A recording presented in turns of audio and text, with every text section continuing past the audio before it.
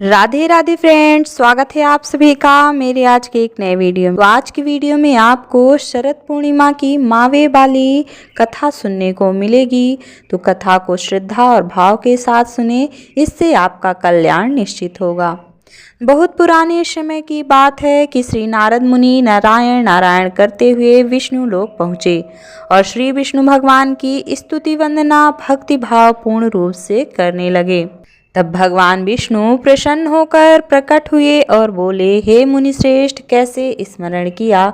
नारद मुनि बोले, नारायण नारायण हे प्रभु, आप तो अंतर्यामी हैं, हम क्या चाहते हैं आप तो जानते ही हैं। प्रभु मुस्कुराए और बोले, हे मुनि श्रेष्ठ, आप ही वर्णन करें। नारद मुनि बोले, नारायण नारायण हे प्रभु, जैसी आपकी आज्ञा। प्रभु, मैं मृत्युलोक से चला आ रहा हूँ, वहाँ मानव की व्यथा देखी ना गई।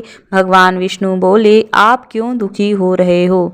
नारद मुनि बोले, नारायण नारायण हे प्रभु, वहाँ पर मानव बहुत दुखी हैं, आपको उनके कष्ट दूर करने ही होंगे। भगवान विष्णु बोले, हे नारद मुनि सुनो, मैं तुमको शरद पूर्णिमा के नाम से जाने वाली कथा, जिसे कोजागर व्रत भी कहते हैं, इसको विधि विधान से करने से सभी कष्ट दूर होते हैं, सो तुम ध्यान लगाकर सुनो। भगवान सुनाते हैं, मथुरा नगरी में सुभद्रा नाम की एक पंडिताइन रहती थी। वह शरद पूर्णिमा का व्रत रखती थी। भगवान जी उससे प्रसन्न हुए एवं इच्छित वरदान देते हुए कहा, इसका विधि विधान सभी को बताइए। तब वह एक साहूकार को व्रत की विधि बताती है। साहूकार ध्यान से सुनने लगता है। सुभद्रा बोली, मैं शरद पूर्णिमा का व्रत रखती हूँ, यह उसी का फल है। साहूकार ने पूछा, इसकी विधि क्या है? सुभद्रा बोली, एक लकड़ी के पाटे पर एक लोटा पवित्र जल भरकर रखें, रोली से एक स्वास्तिक चिन्ह लोटे पर बनाइए। इसके बाद पीतल के गिलास में गेहूं के दाने भरकर रख दें। गिलास पर दक्षिणा चढ़ाएं, इसके बाद स्वयं तिलक लगाएं।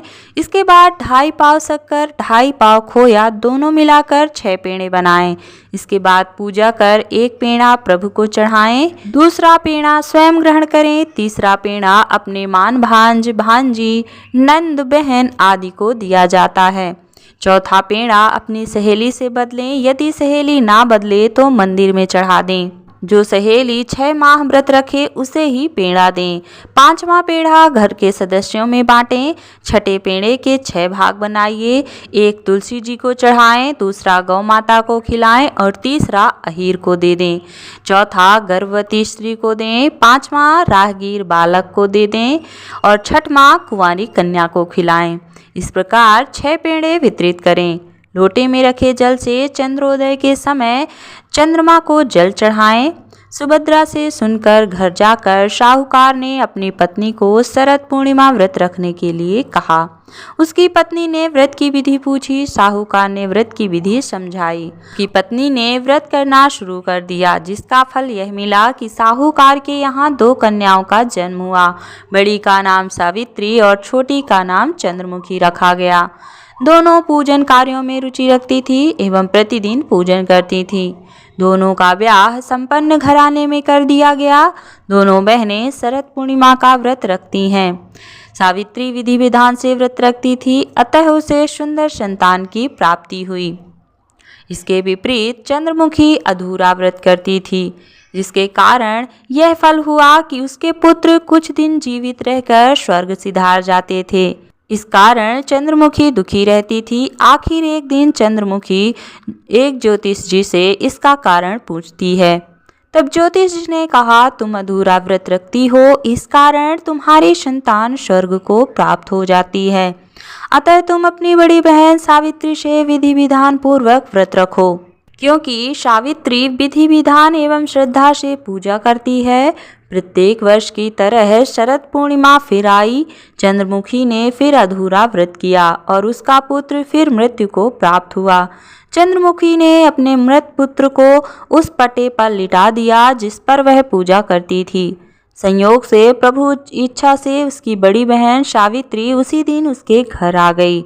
उसने तुरंत प्रभु का नाम लेकर मृत बालक के सिर पर हाथ फेरा तो वह जीवित हो उठा।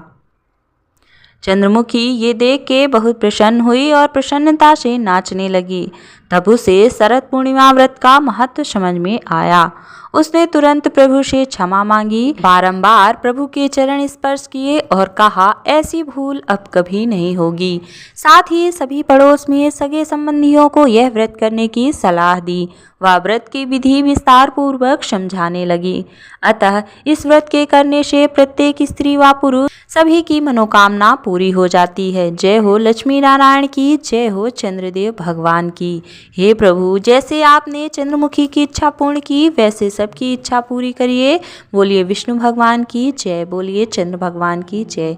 तो ये थी शरद पूर्णिमा व्रत की कथा। आपको कथा कैसी लगी कमेंट बॉक्स में हमें जरूर बताएं और इसी तरह की जानकारी से जुड़े वीडियो देखने के लिए चैनल को सब्सक्राइब करना